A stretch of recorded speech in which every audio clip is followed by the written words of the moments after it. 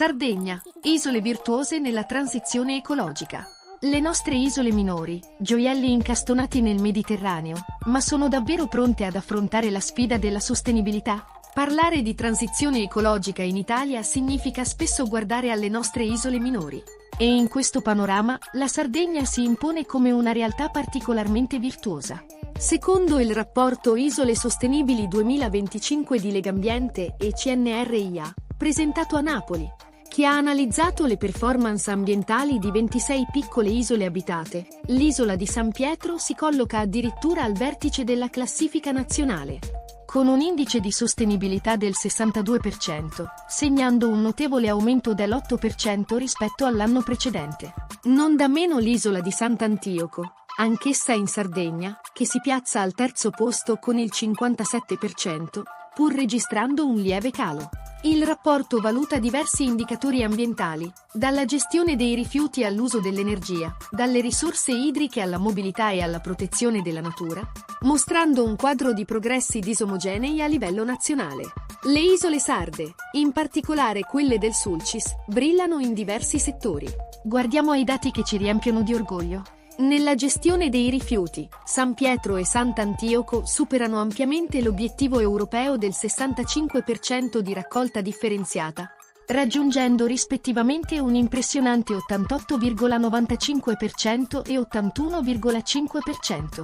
Sul fronte dell'energia, Sant'Antioco si distingue tra le prime 3 isole italiane per potenza fotovoltaica installata, con 3.339 kW complessivi e un tasso di 0,31 kW per abitante, quasi il doppio della media nazionale delle isole minori.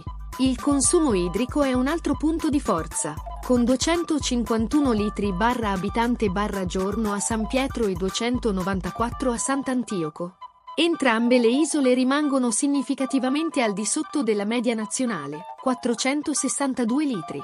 Sul consumo di suolo, San Pietro e la Maddalena mostrano un dato esemplare, con 0 ettari consumati tra il 2022 e il 2023.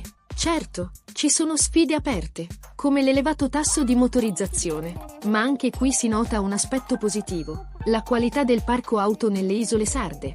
Con oltre il 45% di veicoli 5 euro o superiore, è migliore della media nazionale, 39%.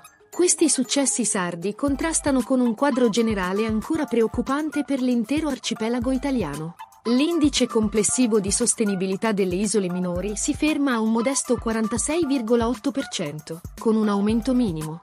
La maggior parte delle isole, 19 su 26, dipende ancora da generatori a gasolio, la raccolta differenziata nazionale è ferma al 58%. E la dispersione idrica sfiora in media un allarmante 42,3%.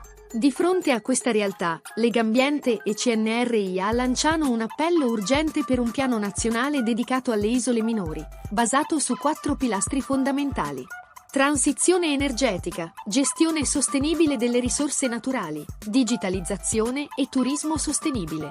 Le isole del Sulcis e San Pietro in testa vengono indicate proprio come esempi concreti di cosa sia possibile ottenere quando le amministrazioni locali e le comunità si uniscono per la sostenibilità. Come sottolinea Valentina Basciu, direttrice di Legambiente Sardegna, le isole del Sulcis sono motivo di orgoglio.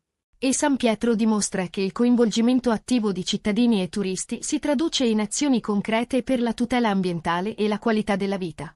Allora, la storia di San Pietro e Sant'Antioco è solo un'eccezione luminosa o può diventare l'ispirazione che spinga tutte le nostre isole verso un futuro più sostenibile?